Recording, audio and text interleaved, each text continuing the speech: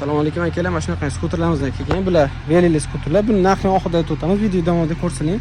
Xudo xolasa akalar mana tablolar hammasi elektron bo'ladi bularda. Bu yerda telefon postavkalar, pоворotchilar, signallari, bu yerda birinchi, ikkinchi, uchinchi skorostrasi bor. Bu yerda o'zini batareykalari bor. Batareykasi hammasi litiy-ionli bo'ladi. Bular litiy akkumulyator bilan bir 35-40 km masofani bosib o'tsangiz bo'ladi va unda nobod yo'lda to'xtab qoladigan bo'lsa, o'zini pedallari bor. Ya'ni velик qilib haydab ketaverasizlar. Bu yerda orqaga yana bir kishi olib ketsangiz bo'ladi.